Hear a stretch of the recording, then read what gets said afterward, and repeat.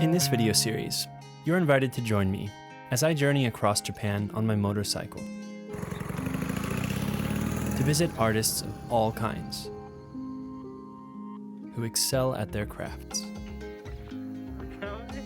My goal in making these videos is to shine some light on what really makes each craft special and unique, and hear a bit of wisdom from the masters themselves. やっぱそれぞれ包丁っていうのは特性があります。 And if な possible, ので I jump in and get involved with some of the process myself. My name is Ben. This is Japan Craft Masters.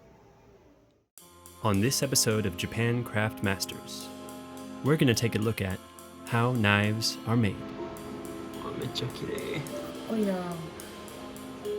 Authentic knife making is a long and arduous process with a number of painstakingly detailed individual steps. Today, we're going to take a journey to visit Hirose-san, a master of sharpening knives who owns a shop called Sanshodo in Otsu City. Hello, my name is Kiyu Hirose. I sharpen knives. Unfortunately, it's not the best day for a bike ride, so today was a four-wheel journey. I'm joined by my good friend Madoka. She's a professional chef in Japan. We start off in my home base of Ishiyama Station and make our way down to the Otsu Shotengai, or shopping arcade.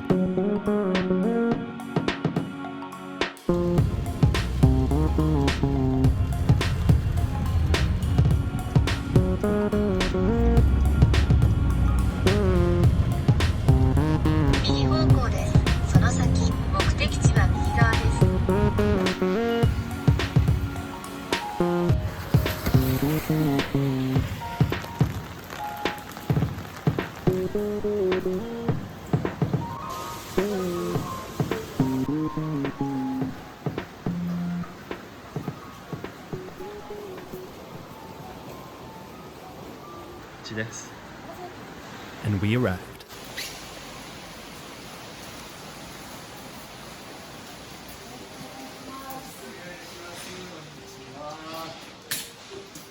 Madoka brought along some knives that she wanted sharpened.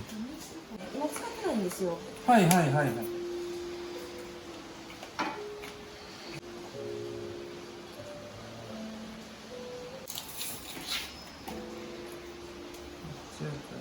これが切れ味を出すための鋼材なんですね。がなくなっているので、これを出そうと思うとちょっと時間がかかってしまうんで、こういうふうにその中心に切れ味を出すための鋼材の両側から柔らかい鋼材でやってるこういった鉛筆みたいな感じの包丁なので、切れ味が100あるのに対して強度が0の状態なんですね。で新品の包丁っていうのはあえてここだけを落として切れ味を97にして強度を3出すっていうような感じですね。わざと先だけを落としてそのどういった環境とかでも使えるように作られているのがこの包丁なんですね。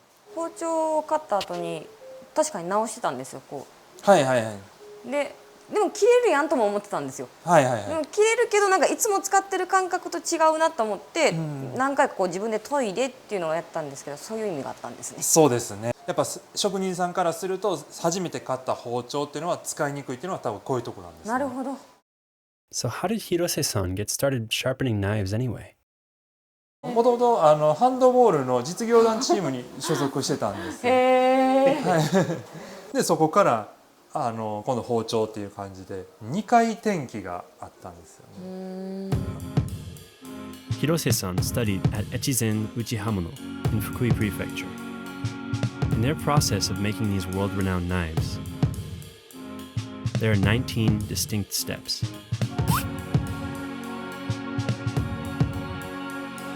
Hirose-san is responsible for just the last 4. The sharpening and finishing phase. 1から19までこれを全部一人でやってますって人は、僕もあれなんですけどまだ月日は浅いのであれなんですけどお会いしたことはないですよね。それはすごいですね。はい、私のその知り合いの方でも80代の方とかがもうずっと若い時から包丁に携わる仕事をされてきてもう今80、90ちょっと前やったかなの方がいらっしゃるんですけどまだやっぱ知らぬことはあるって言いますね。すごいですね。はい人間の寿命って大体100年ぐらい、だと言われてますけども、足りないですよね。本当にもしここで失敗してしまった場合ですね、失敗してもこうダーッと作業は進めることができるんですね。はいはいはい。15番ぐらいまでで、16番のこれ研ぎ、ここになってくるとこのアラが出てくるんですね。でこのアラが出てきてそうなんですよ。でこのアラが出てきてしまったらもうこの包丁はもうボツなんですね。そうなんや。そうなんですよ。大変ですね。なんでもう本当に鬼門なんですよ、ここは。はい。それぐらい難しいところになります。面白い。話は戻りまして、こういったところでその熱処理をする。これもその絶妙な色なんですよね。今って言われたんですけども全然わかんないんですよ。今って言われてパッと出して、じゃあその色やよく覚えとけって言ってで今度は自分でやってみって言って今やと思って出したら全然違うって言われてなんだか全然わからない。もう本当に経験なんですよね。でしょうね。はい。Sharpening generally starts with the coarsest, roughest stones that have the lower number, and it works its way up to ultra-fine, high-number stones. その刃が分厚くなっている包丁をスリムにしたり、その欠けを修正するってなった場合はまずここから入っていきます。これを終えた後に、これですね、220番の荒砥石っていうやつですね。120番、包丁によってこっちの砥石の方が相性良かったり、こっちの砥石の方が相性良かったり、本当に9割方刃をつけていきます。使った後にこちらですね、320番、これも荒砥石なんですけれども、これでより一層傷を消していきます。ここでもう峠は越えてるといった感じですね。これは中砥と言われているやつなんですけども、1000番の砥石ですね。ちょうどその研磨力もあって傷もそこまで深くない。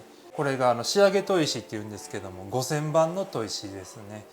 なんでもここまで来るともう研磨力はほぼほぼなくて磨きの作業になってきますね。なので先ほどの1000番で刃をつけて、これでより一層傷を細かくして錆びにくくさせる。これですね、8000番。わあ、8000。ここまでいきますね。でこと包丁においてはこれ8000やとちょっと行き過ぎてるから、ギリギリのところですね。そうなんですか。というのも包丁って実はこういうふうに刃がねこうつるんとなってるように見えるんですけども、顕微鏡で見るぐらいの世界ですとギザギザになってるんですね。はい。でこのギザギザがなくなってしまって、例えば砥石ってもっといけば1万2000とか3万とかあったりするんですけども、その刃を包丁につけてしまうと切れ味はすごい良くても引っかかりがないので、トマトとかみたいに皮がパーンって張ってるようなお野菜とかを切ったりした場合入らないんですね、刃が。逆に。そうですね。なので面白い刃になるんですよ。全然刃が入っていかないんですけど、いざ刃が入りだしたらストーンといくような、いやちょっと怖い状態。Let's check out his actual sharpening work. これはね、今粗い砥石となってまして220番の砥石ですね。でこれで先ほどのご説明させていただいた荒研ぎっていって、8割9割方これで刃をつけていくっていった感じになりますね。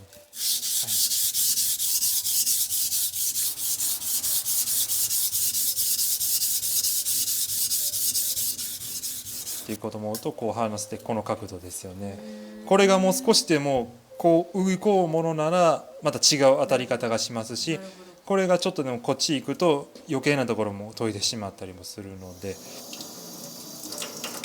He pauses periodically to check for the proper sharpening progression.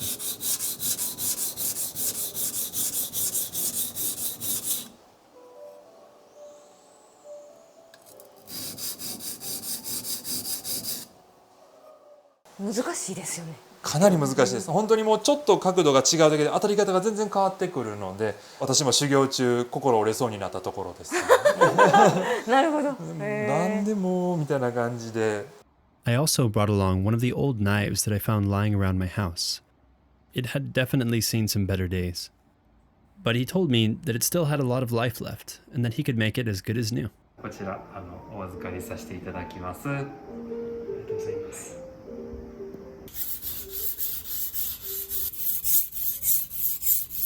Hirose-san has a big workload of many other customers' knives, so I left him to work his magic.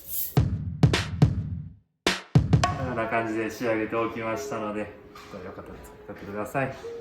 True to his word, the knife had been completely transformed into something that was almost unrecognizable from the start. Throughout my time with Hirose-san, I was awed by the passion and dedication he showed to his craft. There are different specialists who make the knife handles, forge the blades, and sharpen the knives. Hirose-san told me that any one of these disciplines takes a lifetime of dedication to master. Any tiny mistake in the process from beginning to end can ruin the final product. A slight fault in the angle of the knife while sharpening it can make it unusable. Yet he finishes all his blades with epic quality. Hirose-san, いろんな貴重なことを教えていただいてありがとうございました。ありがとうございました。すいません。And many thanks to you, yes, you, for watching. It means a lot. Please subscribe if you want to see more and help to support this project. You can check out more information about Hirose-san's shop, Sanshodo, in the video description. And I hope to catch you in the next Japan Craft Masters.